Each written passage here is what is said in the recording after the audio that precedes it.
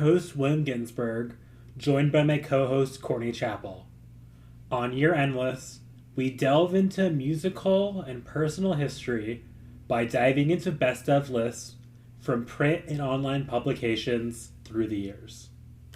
Today, we finish our look at Blender Magazine's 100 Greatest Indie Rock Albums of All Time. Last episode, we ran out of time to adequately cover the final two bands. Today, we continue our look at Sonic Youth's 1988 album, Daydream Nation. Yes. So, Courtney, when did you first hear Sonic Youth? I'm sure it was Goo, and it was on the soundtrack of, what is the name of that movie with Christian Slater? And he's got like a radio station. Is it Pump Up the Volume? Yes. The first time I heard Sonic Youth was the soundtrack of Pump Up the Volume. I think I had heard of them because the name of their band is so incredible. And there was a song off of the album Goo, and I heard about them and I immediately went out and bought their album. It wasn't until later that I heard Daydream Nation, but I always knew that it was this iconic, critically acclaimed album that really set the stage for music. Yeah. It sets the stage for indie rock and for all types of experimental rock. Yes. And showing that experimental rock, they could be pretty popular. That's right. That's so true. What about you? I think I first probably had read about it on a list. It might have been on a Pitchfork list, and I looked them up and I downloaded this album. So actually, I heard this first. Okay. And the first time I heard it, I did not like it. I think I was like a little drunk and like had been told to like leave this little get together. I was being a little goofy. And so I was like listening to it. So it was probably like 11 a night or something. And I'm not going to say 11 years old, but no. I know. But I gave it another shot like months later on my birthday. I remember it because I remember it being on my birthday, listening to it on my headphones and like snapping into place then. Like, oh, this is some of the best thing I've ever heard. Okay. And from there, I looked into their 80s albums and would buy anytime I found any of their major label albums in Friends of the Library book sales or like dollar bins, and became kind of obsessed with the band. Absolutely. It's interesting to remember that this is the 80s still. It's 1988. And sure, noisy and feedbacky bands that we've spoken about already, but there was something really ahead of its time that I think we kind of took for granted in the 90s. I mean, it's right on the cusp. It did usher in an era. Yes. I want to just note that the cover of this album is a Gerhard Richter painting, and I went to art school. He was a pretty big influence of mine because he would paint photographs. And that was this, I mean, we won't get into postmodern art in too much detail here, but that was kind of a big deal. He would paint the medium of a photograph and all of its weird idiosyncrasies. Did I say that right? In this case, there's a candle. It's just a single candle, but it's kind of blurry, but it's blurry in the way that a photograph can be blurry. And he depicts paint. And then the title of the album and the band is kind of pixelated, and it was high art that they incorporated. So that was part of Kim Gordon's influence on the band. Exactly. Yes, Kim Gordon. Who was an artist. Yes. And is an artist. Yes, is an artist, yeah. In preparation for this, I did read, and I just finished her autobiography, or like memoir. Yes, yeah. What did you think? I liked it. Her life story is really interesting. And the bits that inspired some of the songs, where she would talk about her like 3 chapters that are focused on like eras of or like songs from the band. Yeah. So before I have a chance to forget, and this isn't on this album, it's on one of their later albums, Dirty. A couple episodes ago, we mentioned, talking about Black Flag, that a friend of Henry Rollins, his friend was murdered. Yes. And I had found out about it. It was on an episode of Unsolved Mysteries. But I found out that there's 2 songs on Dirty that were about that Oh, murder. okay. I don't think I knew that. Does she talk about it in the book? Because I did read the Yeah. book, almost 10 years ago, or maybe. Yeah, it came out about 10 years ago, yeah. Okay. Yeah, so both her and Thurston Moore, the other singer and one of the 2 guitarists, wrote, I believe it's 100% is about it, and then she wrote JC. That's Joe Cole. Yes, I remember interviews, on like 120 minutes or whatever, maybe it was even to be at that point talking about this is for our friend who died. I was watching some of the videos. I don't think I've ever seen them, honestly. Like, I watched that one, watched Cool Thing, I watched the Bull and the Heather video with Kathleen Hanna being the center of the... Mm-hmm. I mean, their videos are really good. I'm kind of surprised I didn't watch them before now. Yeah, because they weren't playing when you were a kid. Yeah. Is it in Dirty that she's wearing like the Rolling Stone like thing with like that says "Eat Me"? Oh, Or is that Bull? I haven't seen their videos since they were on television 24/7. Yeah, they're on. Some of them are on YouTube. Yeah, I should go back. I have watched the Kathleen Hanna one. She's wearing like a baby doll kind of dress which was what you did. I think for the other part she's wearing. Yeah, I don't remember what shirt I think it is. All we did was wear like slips and underwear as like outerwear. Comfortable, and you can find that stuff easily. Goodwill. Can't do it. There's no. Yeah. And I can't really wander Yeah. around anywhere. So I mean, Daydreamation's their 5th album. Oh yeah, there's so many albums I forgot. All right, let me look at the discography because I hadn't looked it up. Yeah, their initial. So I mean, they're not really a no wave band necessarily, but they were born out of no wave. Mm-hmm. I mean, because they weren't in that initial scene really. Yeah, okay, that's true. I mean, but they are connected to Len Branca's guitar symphonies. Lee Ronaldo, the other guitarist, was a member of his band, and then for a point, Thurston was as well. Oh, I didn't know. Yeah. I was also rereading the Our Band Could Be Your Life chapter about Sonic Youth last night. So throughout the life of the band, Kim and Thurston, who were married for many years, sadly are no longer together. Yeah. I understand why they're not together. I definitely do too. It breaks everyone's hearts, though. It's like the great divorce of the indie rock scene. Yeah. Kim and Thurston, Lee Ronaldo, were members throughout. And Steve Shelley, who's the drummer on Daydream Nation, joined, I believe, with Evol. They had a couple different drummers before that with a couple different styles. What year did they get divorced? Because their last album's in 2009, but they divorced. I think they separated around the time the band ended, but I don't know if they were officially divorced yet. Okay. I'm trying to figure out the timeline. I forgot about all these albums, the early albums, like Moon Rising, which is a Creedence reference. It's a great album cover. I mean, honestly, I think most of their album covers are awesome or really interesting. Yes, that one was pretty epic, though. It looks like a farm. I think we talked about it a lot, trying to decide what our favorite Sonic Youth albums are.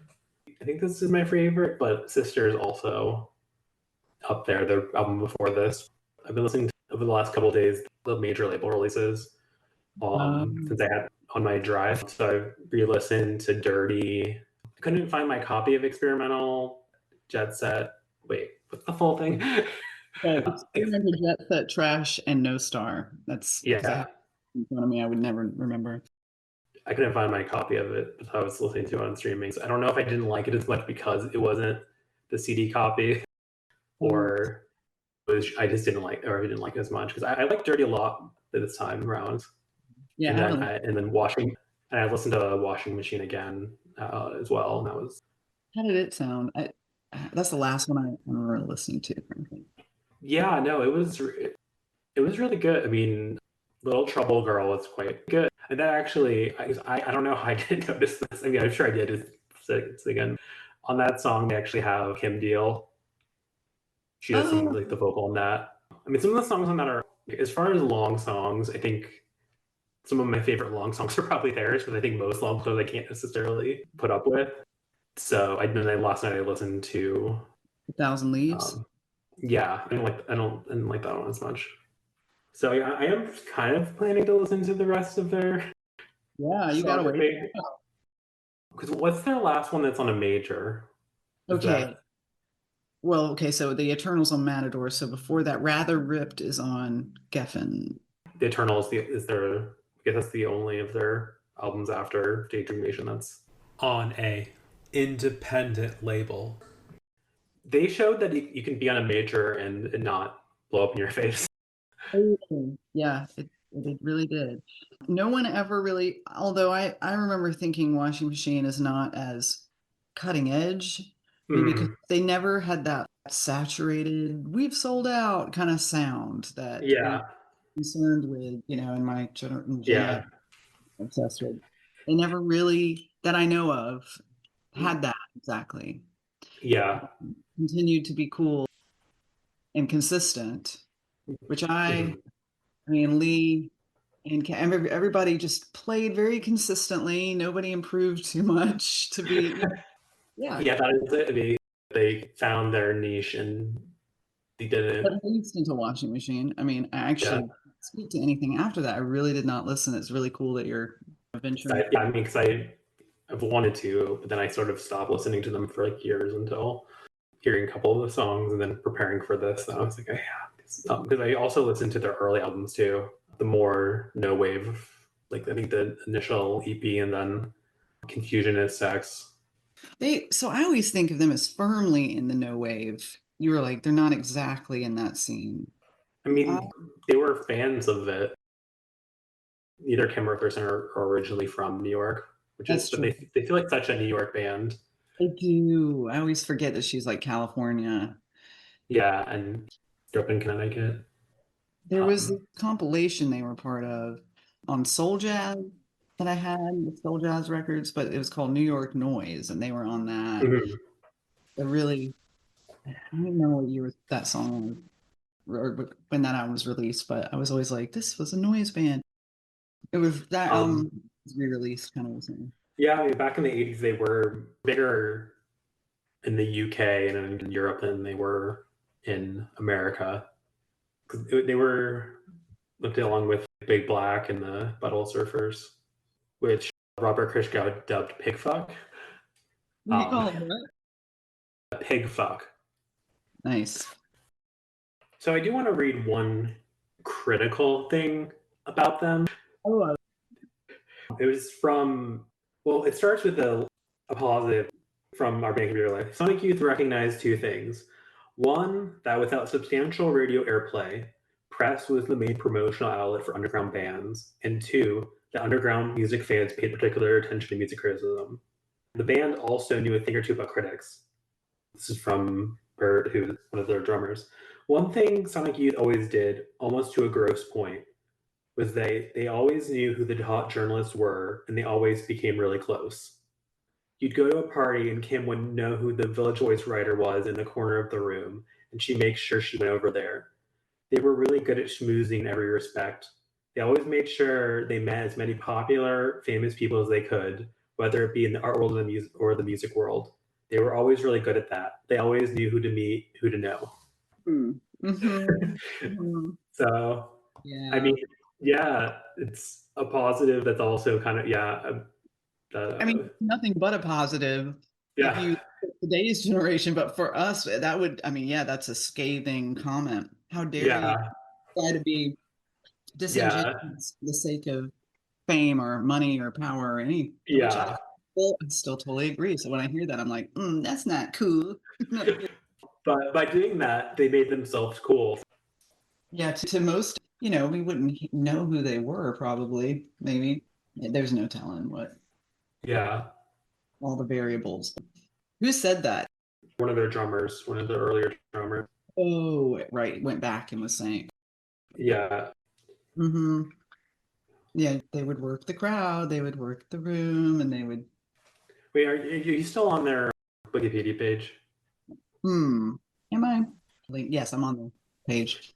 Can you look at the list of their drummers or the members? We've got Richard Edson, Bob Burt, and Bob Jim. Burke, that's the one. So it was Bob Burt, Yeah. drummer, 1982, 1983 through 1985. Okay. Yeah. Who was the third one? Sorry, over. The third one was Jim Lagunas, and that was just 82 to 83. But Jim O'Rourke, he he wasn't there till the end, huh? Yeah, they had a couple of members who joined in the much later years. Yeah. Because he's another experimental musician of his own, yeah, his own stature. He played bass, I think, for a couple of years in Sonic Youth. Right. Took over for Kev. And now we just want to say, there's still all the members are still active. Bill Orcutt, who was of Harry Pussy fame, is playing with Steve Shelley, and then there's like kind of Team Thurston and Team Kim still touring, doing projects and such. Mm. Still active, but I'm surprised to find that Sisters came out before Daydream Nation. I'm just realizing that.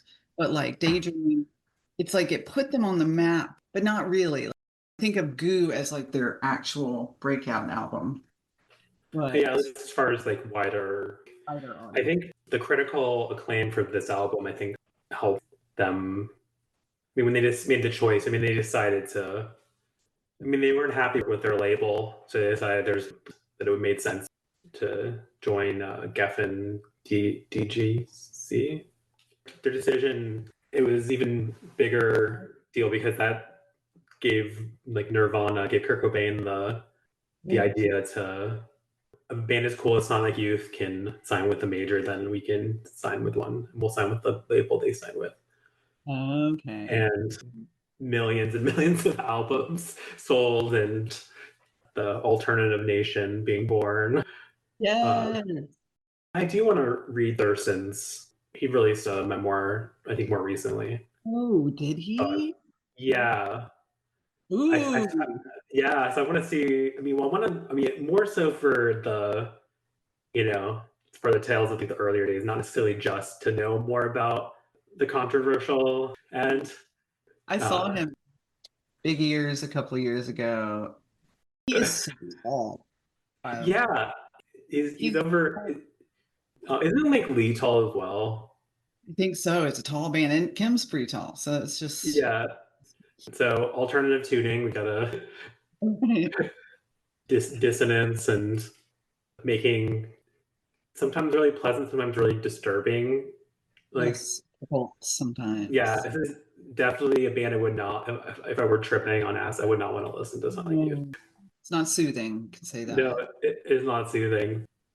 So yeah, this album, Teenage Riot, is My favorite song. yeah, Like that is my but yeah, favorite. this album has so many great songs and I think some of Kim's best performances as well. I think it's on the Sprawl that one of my friends from New College, who was also a big Sonic Youth fan, had a really funny monte-green from one of the lyrics. We pull it up, the exact lyrics. Yeah, this is a fun band to have someone else to like discuss it with because it's. I mean, yes, that's not a lot of music. To the extent that I wear skirts and cheap nylon slips, I've gone native. And my friend heard it as to the extent that I wear skirts and cheap nylon slips, I'm Darth Vader. That too. But we're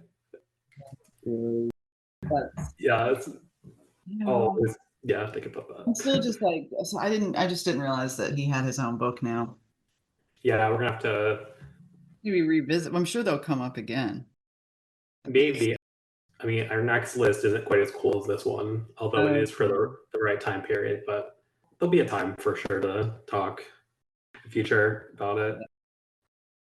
There's a dynamic between him and Kim that you can see play out in all of their interviews where he does all the talking and he just talks. He's a talker. He talks a lot. Yeah. She is quiet. And this dynamic was frustrating to me as a young person when I would catch interviews of them.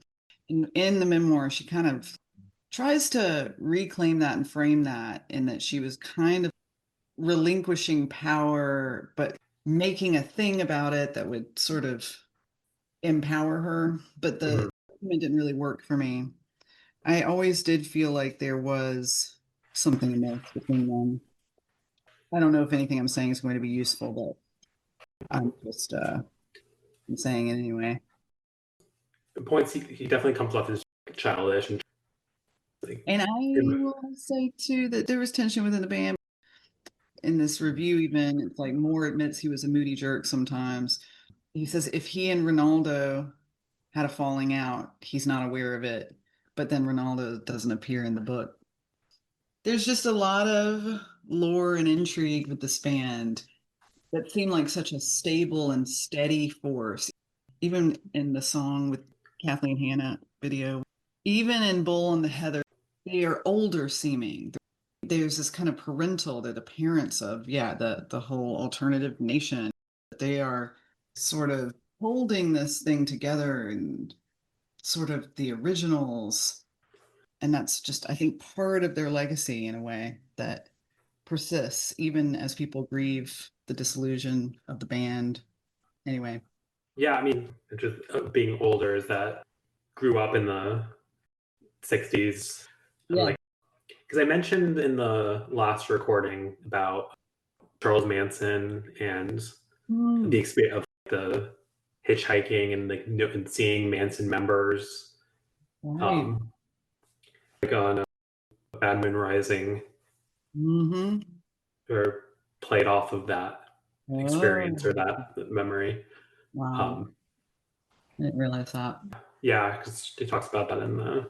We should bring up the name of the book for anyone who wants to. It's it's Girl in the Band, right? I was able to borrow it through the library, like a ebook copy.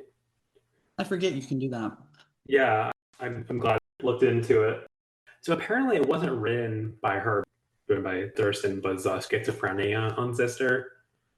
Because Kim's brother Keller was schizophrenic. Yes. And like that sort of part of her childhood was bullied and picked on and trying to, I guess, play nice, but that her parents never really understood that you need to, like, until it was kind of too late. I mean, because it's different. There's a law. I mean, this was the 60s. And I mean, it was also a time where there was people who were kind of out there. Yes. It was a time where people could walk around and and I guess particularly in California and like Los Angeles and be weird. And it was. Yeah, it had a different sort of like this. I mean, and also there were so many people taking hallucinogens, which have kind of that same effect. I'm glad you brought that up because that's some of the dynamic I see playing out in the band. Not that she was being bullied in the band that I know of, but that there was this kind of quiet, sort of frozen passivity. There's the fight, flight, freeze. There's something kind of frozen about her, not wanting really to bring too much attention onto herself. I think that she was targeted by her brother. And I also just feel like there's some neglect dynamics because it is the parents' responsibility to make boundaries for the siblings, which I don't think her parents did very effectively because it was 60s. I mean, who knows? They're probably like smoking and drinking and living their best life and leaving the kids to do whatever. I mean, her dad was a professor, a sociology professor at UCLA. They were probably, not maybe they weren't smoking and drinking. I mean, everybody. They were drinking.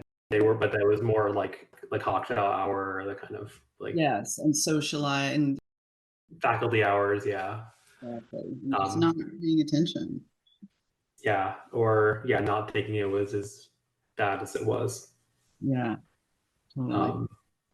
And I don't know much about Thurston's background. I'm gonna have to find out when I. Yeah. Okay, I was looking for something else, but I found another one of the things to me I highlighted. One of the genre or things that she listened to growing up with jazz and Yeah. got into like late Experimental. 60s, yeah, experiment, like listening to the more out, yeah, Yeah. their jazz. Kim, yeah, there's jazz in there somewhere. Thurston was a huge into punk. He became, like in like the New York punk. Like he Mhm. would drive into the city to see the bands, and so he knew about everybody, and it's a band of knowledgeable about music history and about the different bands that came before them and their influences. I think for Evol and for Sister, they were on SST, one of the label, a couple of the different great albums on our list. Yeah. But apparently, one of the co-owners or the runners of it didn't like them, and it wasn't until he left the label that they signed him. I think the guy said something along the lines of record collectors shouldn't be in bands. Oh. um, yeah. Okay, here it is. So before we move on to number one on our list, I wanted to mention, and we'll bring it up again later before we close, but our next list that we'll be analyzing, going over, is Rolling Stone's 100 Greatest Albums of the 80s from 1989, so right at the time. And I wanted to mention to read a quote from Kim on Rolling Stone. It was in the context of talking about the difference between American bands and English bands as far as their ability to play live. That England had three music papers covering all of like everything, while the U.S. only had Rolling Stone. A biweekly that even back then sold copies by plastering sexy female entertainers on the cover, and whose big progressive moment was to release a woman in rock issue highlighting pop singers like Madonna. If I ever appeared in Rolling Stone, it was to answer questions like, what do you think of women in rock? Like Madonna. Yeah. Yeah. So yeah, it's gonna be interesting to see Uh-huh. what all they have to say about music, and particularly The dark or time. The dark yeah, time. or what all's in there. Mhm. Because I mean, we've been kind of spoiled We really, by yeah. there's things about this list that have been kind of gross, but Yeah. as far as the quality of the music, I think we've only disliked maybe three or four of the bands, Right. Yeah. or like It's of the out. to like. We don't even like that we don't like them. We just Yeah, yeah. I mean, like I wish I liked Beat Happening, but I don't. I respect them more now, but so we do actually have the blurb to read, and it, of course, in the last band with a girl in the band, we 2007. Just again, this when this yeah. list was Do you want to? I'll let you read it, or you okay. should. Yeah, I read it. Let's see. It says already new punks hallucinate a youth revolution with detuned guitars. If Slanted and Enchanted was indie Sergeant Pepper, this was its version of the Jimi Hendrix Experience Electric Ladyland, a double LP psych out that exploded like a car bomb. Befitting Reagan era Manhattan, its acid punk is bad trippy, but oh, original MILF Kim Gordon made it sexy, and its majestic alien transmission guitar sound shaped a generation. See Pavement, listen. How for girl. First of all, how 2007, that's all I'm going to say. That's just a mere 15 or so years ago, 20 years ago. That this list was made. An original MILF. First of all, she didn't have her kid till much later. 94.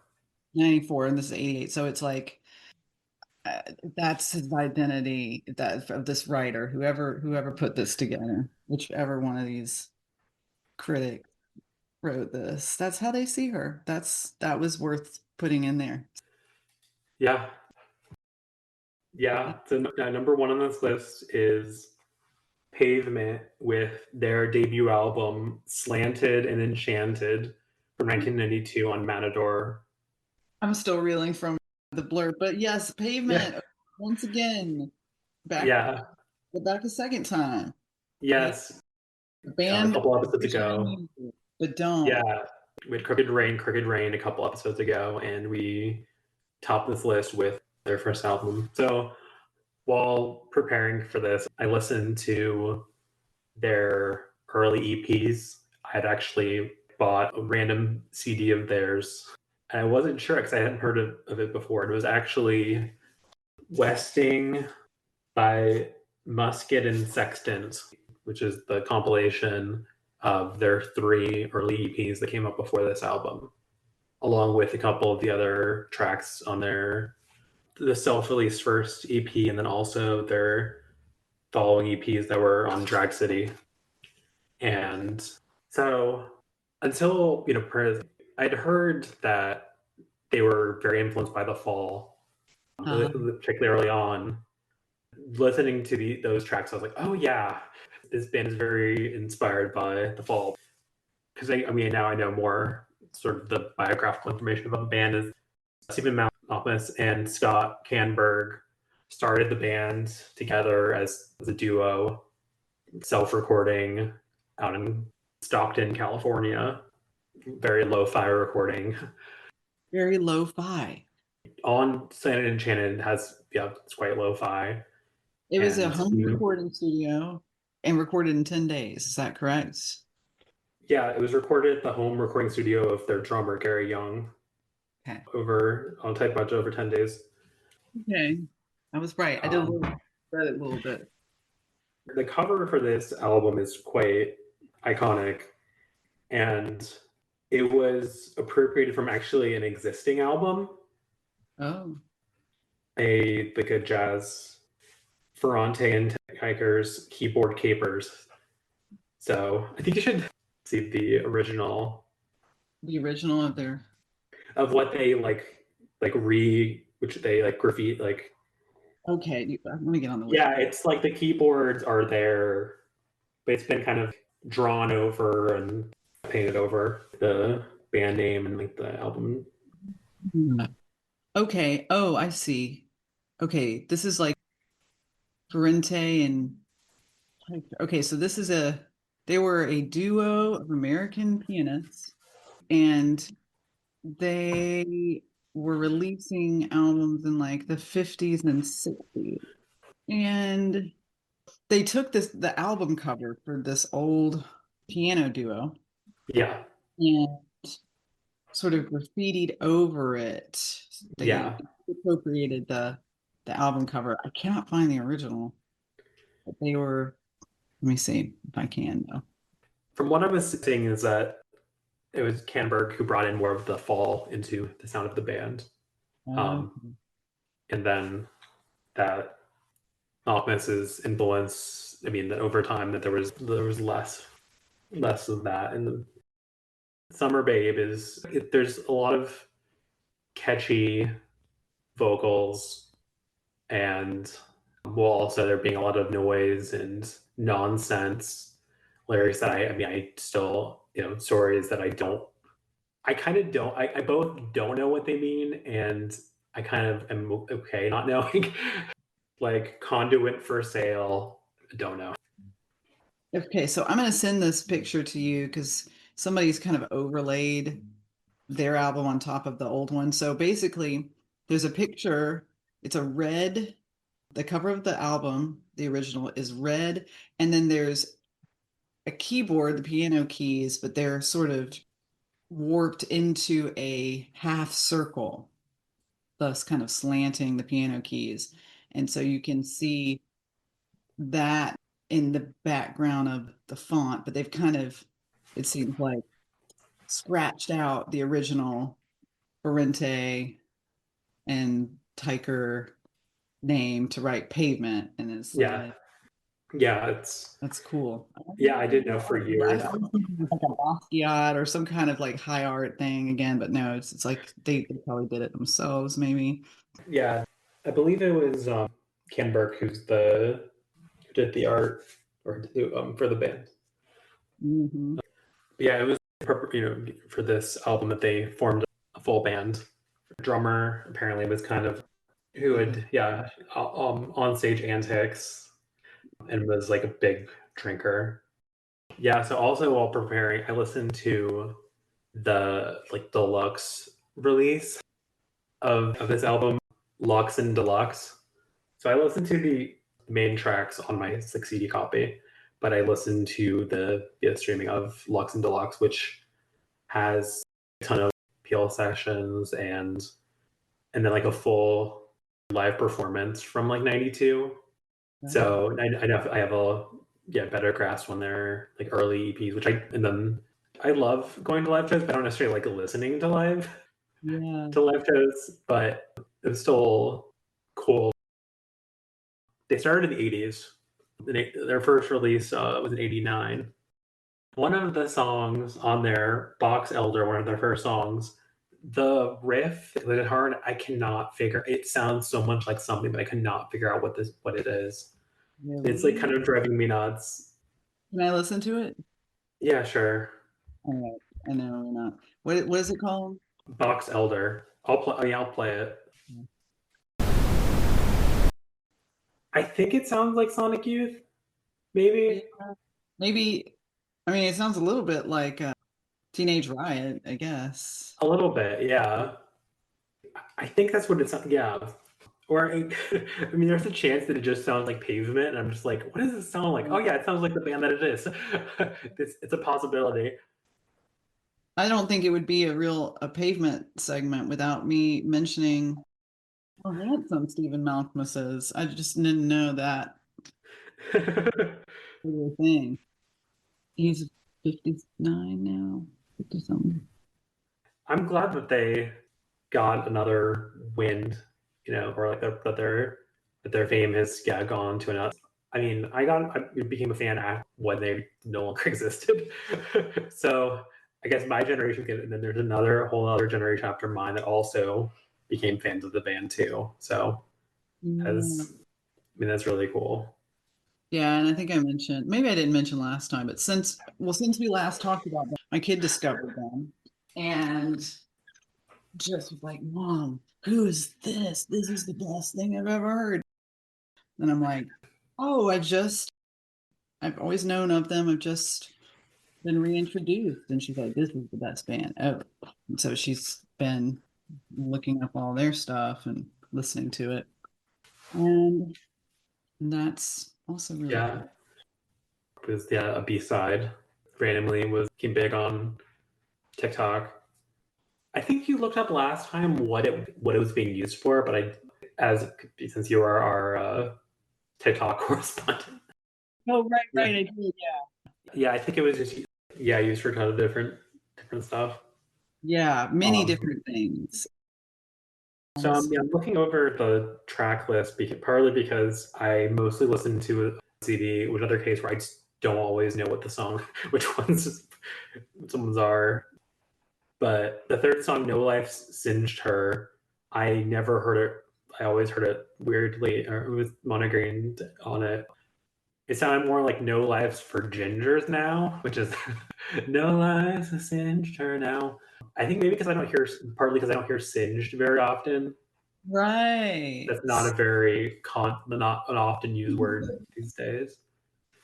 They're a band that sometimes change, well, like live. Apparently, they'll sometimes change the words around, which I not necessarily that one, but like on Summer Babe, I think they when I heard it because I got a lot of friends I want to see or I think I want to sell. Yeah, one of the things I want to sell out here. Unless I've also been hearing I mean, I misheard or did not hear part of the song of some of the lyrics to Summer Babe, which is I mean, their first single in the Summer Babe. I'll hear with Summer Babe winter version, which is song about it's a summer love, but after it's already over completely, the winter version of that. This is the number one. Can I just say again, number one album, indie rock album. Okay. Do you feel like this is the number one? I know we're gonna do I like a recap, but like just Yeah, I mean, I think it is. I mean, it's the so vote. definitive, like of what indie rock was in the '90s and what it became. That other albums on this list that are particularly on the higher end of it that are great, but aren't quite. It's both amazing and indie rock. Like, I mean, some of the other albums that I love, I don't necessarily always consider them indie rock in the same way that Pavement is like definitely indie rock. Yeah. I don't know if this album is better than Daydream Nation, but it is. It's up there. They're both of really high quality. But it's catchier, I'm guessing. Yeah, but also there's definitely the things that are weird. Definitely the weird parts. It's too weird in parts to be like platinum selling album. Not being, yeah. They're a little bit more normal or like less strange on Crooked Rain, but it's still. But there are still tracks. It's a track or two. There's a noisiness to it. There's some of that dissonance to it. There's some of that weird vocals on some of it. The more art side and the more kind of pop side, the more melodic side, and the tension between that and the fusion created something classic. Yeah. It's timeless that my drawn to. Yeah, yeah. It's going to be one of the classic '90s albums. Yeah, I was reading some interviews last night. One of them from like the '90s, a little bit later. Because Pavement, they released 5 albums, and that was, I mean, and a ton of EPs, but that was it. And then Steven released, he had the band the Jicks, Steven Michaels and the Jicks, and then Canberg started a band. He lived all over. He was living in Mexico for a while there. It was funny reading. There was an interview done when they started, because they got back together in like 2010 or so for a couple shows, and then they were getting back. I think in like the 2020s. Their first like that return was first stopped by like COVID, but then eventually, they've had with the extra boost of the TikTok. I think they were already planning on it, but I think that also so too. Malcolmus knows music history or knows different like, weird stuff and can talk about it and can bring in influences. Maybe that's partly what indie rock is being in with past bands and trends, but like also not quite being able to just be straight ahead, be a rock band. Right. Being a little bit off, being outside. I mean, again. Outside of the experience. Yeah. I'll read the blurb. It's the longest blurb by far. It's been getting longer. Yeah, they've been getting longer, but this is by far the longest, which that's one thing. There'll be a change because I did start looking at our next list, and that's going to be something we're going to have to decide on because the blurbs are longer. Yeah. We might have to pick and choose how much we read of them. The album that lit the quietest pop cultural explosion ever. Forming after college in Stockton, California, recording in their crazy 40-something drummer's home studio, Pavement were low-key geniuses, casually turning the random noises in their heads into pop perfection. 80s indie rock often felt like a safe space for desperate cast-offs. These were well-adjusted suburban boys from good schools. They seemed drawn underground because they loved the sounds, not because they needed the subculture. The casual vibe gave their music a sense of style and grace, a detachment that felt like freedom. Singer-guitarist Stephen Malkmus hummed alluringly opaque poesy like lies and betrayals, fruit-covered nails, electricity and lust, in songs that mix the screwed-up buzz of English art punk with the easy catchiness of '70s AM radio. Slanted sounded cheaply made, but the elegant layered guitar static and cross-cutting melodies were lovingly pastiched like a hip-hop record. Sad but sexy, breakup tape dramatic but leisurely and fun, it came out of nowhere and touched a nerve, quickly selling 100,000 copies, inspiring scores of bands to strive for a similar mix of beauty and brains. Indie rock's insular scene and harsh sounds often scared people away. Pavement said in their tossed off, uber cool way. Forget that. Let's party.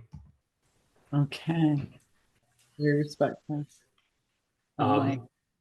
Yeah, unlike with some of the other. So let's give this list a little some conclusionary statements. So to make this list, it helped to be covered in Our Band Could Be Your Life, which almost all I think every band in that book except for one. I think the only one it wasn't in this was whatever. They didn't make the list. It's fine. The Butthole Surfers. I think that's the only band that's in that book that wasn't in this list. Everything else was. Oh, except Minor Threat. I was supposed to do The Replacements, Minutemen, Sonic Youth, Mudhoney, Fugazi, as well as a couple others. Another way to make this list was to be a personal favorite of Kurt Cobain's, because I think a lot of his favorite made this list. Another way to be on this list was to be the indie label release of all bands before they went major, which that includes Nirvana, Smashing Pumpkins, Nine Inch Nails. I don't even know if that was on a Meyer, but it was initial release. And the list makers sometimes they seem to favor breakthrough albums over later albums of similar quality. Not always, but tend to be like not always, but yeah, that did seem overall. It wasn't always the best. It was kind of like the first. Yeah, although still their decision to put the third best Velvet Underground album that was a little bit weird. I still don't get that. The weirdest choice. It's a very white list, with a couple of exceptions. Very male, which I mean points to the preponderance in the scenes that made up indie rock up to the time. And then more female artists seem like they should have been on the list. And they should have been treated more respectfully. Right. Totally. 100. I mean, there's a lot more female-led indie bands now, and a lot of more solo artists that are in the indie sphere. More major than I would have thought, because if you, a simple Google of what is the definition of indie rock, it's like there's a DIY ethos, which you could say for all these bands. But usually independent labels, that's not always the case. Lo-fi production, experimental and diverse sound sometimes, and guitar based. So all of these bands guitar based. I mean, I think there's a couple that are less. I mean, there's a couple that are more electronic-y, but it's mostly guitar. And there's and also MIA, which is such a weird. Except that it was so huge at the very moment that this list was getting generated that you felt like you put her, I think. Yeah, they had to. So I'm dreading what the sexism that's going to appear, because this is 2007. What's going to be in 1989? Right. Based on how, I mean, there's a couple of the female bands of the ones are okay, but there's other ones, gross. And that's we'll just have to muscle through because that's part of history. That's what. But one thing I was counterpoint to, I was thinking that the sexism might be just the lack of bands. That's true. So we might need to be looking for what's not there as well. Because this is the era that I am most familiar with. The only era that I'm familiar with. So despite all of the qualifications, I mean, musically the list is a lot of kick-ass bands and albums. Yes. It does do a pretty good job of tracking the history of indie rock up to that point. With the 60s artists, a couple of bands, 13 Floor Elevators, and then in the 70s it has Big Star and Jonathan Richman and some of the weirder punk bands, and And the the fall. yeah, Also, yeah. I you mean, said also, in there. I wanted to mention. I forgot as a electronic band. That's also yeah, yeah. It's also to my taste as well. So that made listening prep very enjoyable, uh, yeah. as far as that goes. And then once the playlist is completed, I definitely recommend it to anyone looking to expand their knowledge in the genre or to listen to like an old favorite or two. But also that if they want to skip a song, that's fine. It's been fun doing this Are there any bands that you can think of that right aren't on the now? list that made me angry. Yeah, So I think Silver Jews should have been on here. right. That's a Pavement connected band, David Berman's band that started with members of Pavement. I mean, Malcolm and a couple others were also in Silver Jews. But I think Right. American Water is such an amazing album. The lyrics, the whole sound, and it's like Yeah. the emotion and like the description, descriptive nature, and the catchiness should have been on here. I think there needed to be some of the alt rock female artists. I think PJ Harvey should have been on here for sure. That was on my list. I have a couple, and she's one of them. That definitely. Rid of Me should have been on here. Fiona Apple should have definitely been on here for. I mean, Well, even though some of her best albums haven't been made by the point of this list. true. And then who else? Cat Power Um, Moon should have definitely. yeah, I think Moonpig should have been over the greatest. Yeah, Absolutely. I think because it was the newest. Maybe it was like, oh, she's gonna become a big star after this kind of thing. I don't know. Maybe it was sort of like planting their flag on that. But yeah, I think Moonpix was better. Yeah. I mean, Moonpix was like the big one where throughout this whole thing, I was like, okay, well, this isn't. I think they were looking forward into her career, maybe, and thinking, well, I don't know if they failed to see the impact of Moonpig. Anyway, Who else is on your? there's a little known band that I just think is highly underrated. There's a band called Game Theory.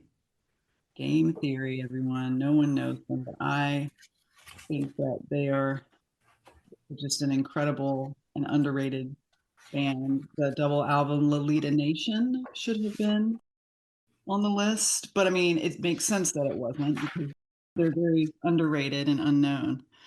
But I wanted to say their name loud and proud on this thing. And I had a few others.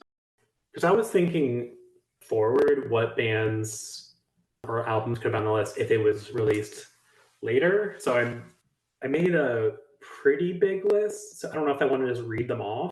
Yes, What do you think? Do you think I should just read them off or I like? think so. Yes. Yeah, okay.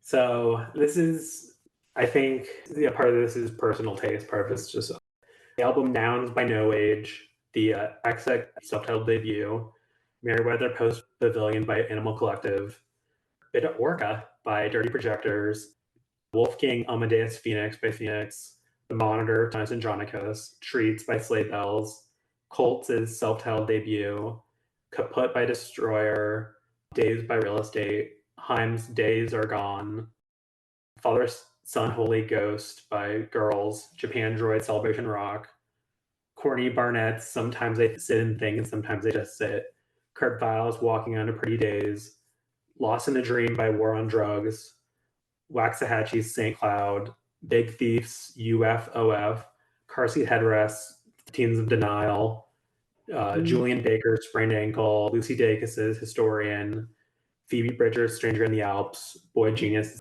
EP, Father John Misty's I Love You Honey Bear, Fucked Up's The Chemistry of Common Life, Strange Mercy by St. Vincent, Modern Vampires in the City by Vampire Weekend, Wednesday's Rat Saw God, Hopalong's Bark Your Head Off Dog, Pup's Morbid Stuff, Fiona Apple's Fetch the Bolt Cutters, Nico Case's The Worse Things Get, The Harder I Fight. The harder I fight, the more I love you. Frankie Cosmos. Oh, the last ones I just put down the band names, like Emma, Girlpool, The National with Trouble Will Find Me, Spoons, one of their later albums could be on here, Beach Houses, either Teen Dream or Bloom, and Purple Mountains album, Purple Mountains. So sorry, that's a long list. Some of that puts to my bias as far as early 2010s music. Reading ones at the time, we're like, oh, this one's gonna be forgotten. But like, nope, definitely, I did not forget it. The music read about it forgot. Beach House, a couple years, yeah, Beach House definitely would have been. Oh yeah, Beach House. I mean, I definitely. Yeah. Well, I have a couple. Okay. I just wanted to mention before I forget the drums. Okay, I just want to say that I highly recommend everyone listen to them. And then also the other one I didn't have as long of a list. House of Love, by the way, but I think that's more 80s than Robin Hitchcock. I think we mentioned. Yeah, we mentioned him, but yeah, he wasn't on the list. Yeah, we mentioned him last. I think it may when I saw him live, he covered Pale Blue Eyes when I saw him in the Great Eagle. Right. I think he's as deserving as some of these. Yeah. There's been a lot of years of music, and I mean, I actually have my sort of like choice to have on here would have been in 2020. Taylor Swift had 2 like indie kind of sounding albums. I feel like just like to make, I would have like put one of those on that list just to be kind of like partly the statement also of like indie is a sound. It's so separated from some of what made like on this list and what had been indie up to that point. Yes. Some of the bands like MG, I meant to put on the list. MGMT was one of the ones that like made. I mean, like Vapor Weekend, made or one of some of the things that made indie kind of like too big in a way. I mean, because like one's like, I mean, Colts, they're not on. I mean, I love that first album. They were on like Columbia. I mean, some of these like early 2010 bands that I love were bands that like were part of the decline of indie. And I mean, they're still great indie bands. Some of the ones like Wednesday, great North Carolina band. They're actually from Asheville, by the way. Oh, I know Wednesday. Yeah, that's Leonardman. Yeah. Well, I think he's like left the band now, but yeah, it's left the band and he's like selling out arenas. Humble brag. That's a friend of Shane's. And Wednesday was his girlfriend. They broke up. Carly Hartzman. Yeah, she's like the vocalist and like the main lyricist and like they're like much younger than us. Yeah, they're younger than me too. So we want to read some of these comments. Yeah, so I've been keeping this sort of in my back pocket because I wanted to like get my initial reaction. Yeah. We've been reading this list off of the Led Zeppelin forums because Blender magazine, it stopped printing during like the Great Recession and then like eventually just shut down completely.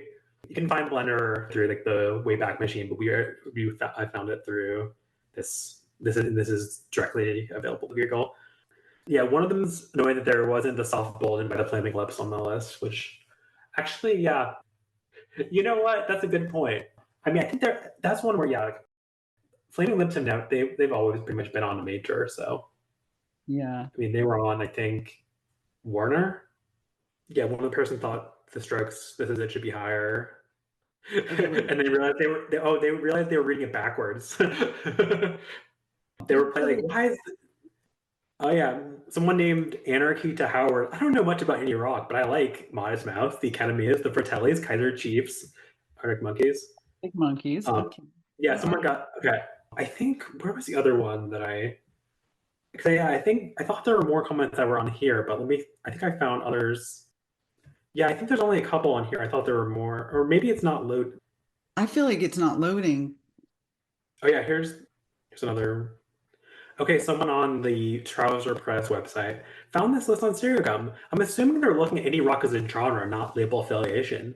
But no matter how you slice it, I've never really considered the Velvet Underground's third album to be indie rock, or the 13th Floor Elevators, or Nick Drake. But whatever, it's a damn good list of albums, whatever the criteria for selection was. All right. And to stir up an old point of contention, these parts in Trouser Press, Blender tips Funeral by Arcade Fire over Neon Bible as one of the finest indie albums of all time. But to rank either one higher than Modern Lovers or Unknown Pleasures or Loveless, oh please. Wait, I'm sorry. Can you tell me where did you find this? This was on Trouser Press. It's from the same Google search. Okay. If you look up the 100 best indie rock albums and with Blender, it's the first thing that shows up. Yeah, and this one of these people was like, I'd have Emperor Tomato Ketchup above Refried Ectoplasm. I'm not sure about Animal Collective's Strawberry Jam to get number 90. It's a decent effort, but by no means their best. And to place it above Atomizer, Days of Wine and Roses, Fresh Fruit, and Mercy and I, it's a bit mystifying in my opinion. Another green role is indie rock. Power Corruption and Lies should be higher. Actually, Crazy Rhythms. I thought the Rents might get a go, and No Camper Van Beethoven, Les Avi Fav, Kid Leo, DB's, Broken Social Scene, Teenage Fan Club, Cocteau Twins, Orange Juice would have been a hard list to compile, not as easily defined range of music. This would cause some consternation. Wire is mentioned as missing. That's true. Yeah, I mean, I love Get Why, but yeah, no, I think Wire is one of the best bands of all time. So I kind of fit it because there were some post punk I felt like they could have had on here. They didn't. I get why I didn't have like the Passion Mode or the Cure, even though they're great. That would have been stretching it completely too far. Oh, somebody's saying Mothers of Invention should belong on a list like this, but I don't think so. Somehow, it was too technical to me. Is anyone gonna like critique the blatant sexism, or is all these are still in 2007? I guess so. Yeah, 2007. Just we hadn't really thought of that yet. Somehow. Here's an interesting comment. It's interesting to me that in the music industry, this is written in 2000, also in 2007, music is no longer dominated by an oligarchy of large labels that anyone would give a rat's ass about a now meaningless distinction between being on Sub Pop in 1991 and Sire in 1982, or how the Velvets being on Verve shares anything culturally significant with BENO being on Island in 1975. I hardly imagine that historical perspective on corporate parentage is being taught at iPod University. So why would any of this matter to anyone other than the associate editor ordered to produce meaningless rock list number 1,222,199? The choice of artists by this criteria defines nothing, signifies nothing, and proves only, as Eric widely noted, the short-herded contemporary prejudices of those doing the herding this particular morning. So that person does not doesn't think it matters. Yeah. That being indie that has no significance. Yeah. The person mentioned that we had heard a term apparently from Krishna called semi-pop. In other words, too far from mainstream parameters to attract a big audience, yet too enjoyable to be ignored or dismissed. Yeah. And then some people are mentioning an artist I've never heard of before named Ollie Halsell. Never. Yeah. I'm not sure. Yeah, I'm looking him up now. Yeah, more 60s or 70s. Oh, he played in the Ruddles as well, with like that like a Eric Idle band, the like kind of spoofing on like the Beatles. Yeah. But someone else in response, yeah, is the concept in alternative rock somehow less short-sighted than indie rock? I mean, both are elusive and empty phrases, but if anything, the word alternative is even vaguer than indie. At least indie implies some kind of association with the DIY ethic and implies that there should be a human skill to rock music. Perhaps the term has become bastardized and needs sharpening. I, for one, do not find it an obsolete concept. Yeah, Blunder's list is somewhat embarrassing conceptually, but is it necessarily futile to define a term and identify such milestones? Mm-hmm. Yeah, and that particular, longer on the difference between what labels. Oh yeah, talking about I guess Ecstasy, that could be a band that could have been on here for sure. Oh, this goes on and on. Is it from the same? Is it the same person or? Yeah. Well, yeah. These people are having a conversation. This is great. I didn't see all this. This is David Grohl. We got to talk about David Grohl. Okay. I found the Stereo Gum. I guess let's see if any of the comments are available to read from that still. Actually, I'll have to pull it up. I forgot they put their early some of their stuff as members only. Okay, yeah, no, I found that I was able to access the Stereo Gum comments. Okay. How do I do that? Let me try.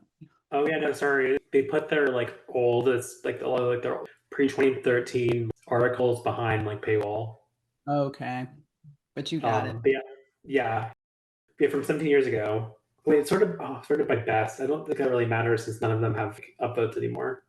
let me do it by oldest to oldest newest. I wonder if I'm gonna recognize if any of these people still comment on there.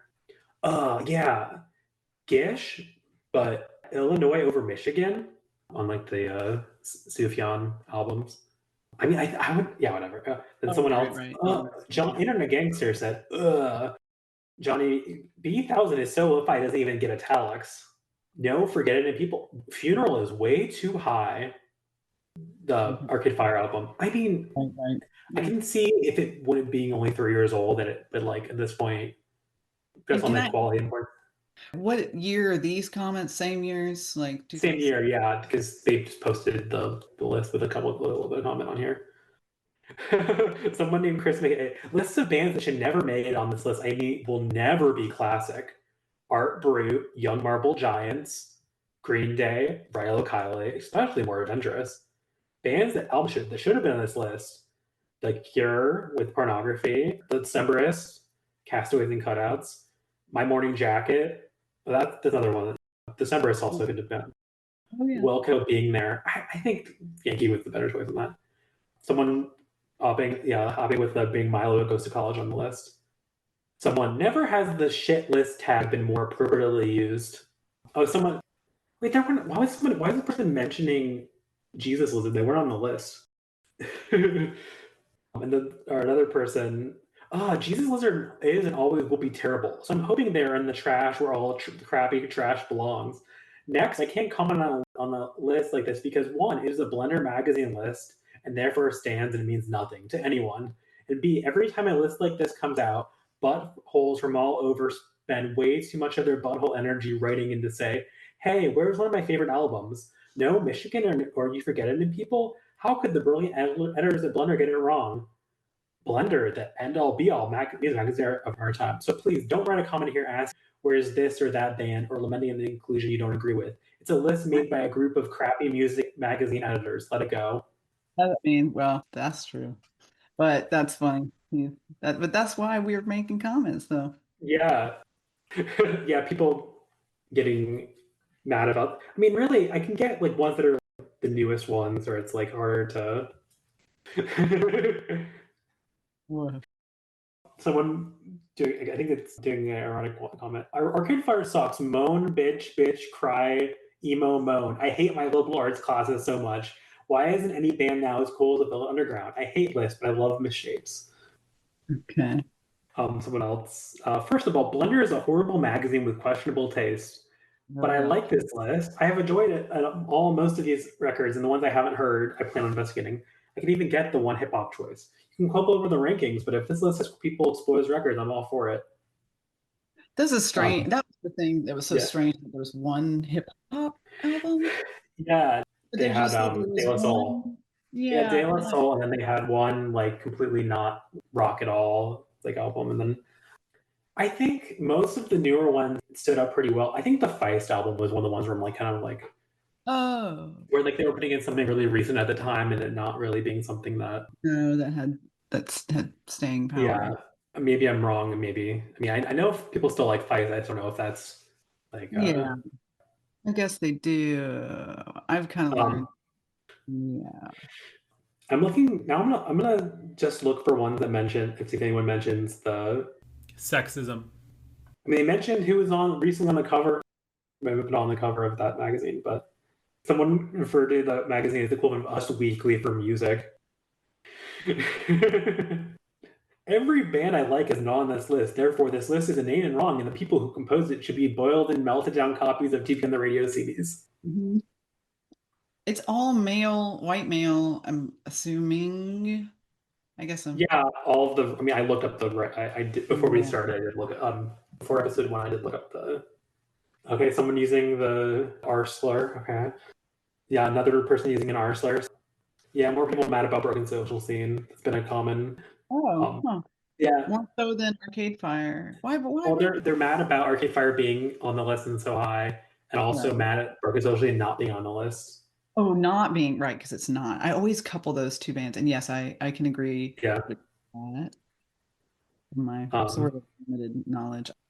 People listing more bands that they don't want to be on the list. Oh yeah, another person using the R slur. So yeah, no comments so far about the sexism or the racism or the that'll come later. Yeah. Yes. I mean, because Blender, as I talked about, I think in the initial, was that like Blender was like a Maxim in the Maxim family of magazines. So there was female artist on the cover, where like showing off being on the display. Yeah, I'm seeing if I'm still looking. Person mad about list being made. It's another random person. This list doesn't seem based on anything at all. Lol. It simply looks like the list of the editor's favorite records or something. I mean, I mean, I could see that. I I feel mean, like I there's think more bands I thought should be on there and weren't, but those are the yeah, ones. yeah, But I do feel that this wasn't a well thought out list in the history. But although, I mean, it's great. yeah. But yeah, so next time we'll begin our look at Rolling Stone's 100 greatest albums of the 80s, written in 1989. So until next time, bye. Yes. I You can reach us at Yearendlesspodcast at gmail.com. All music is courtesy of Shane Parrish. Until next time, for my co host Courtney, I'm William, signing off from the Tar Heel State.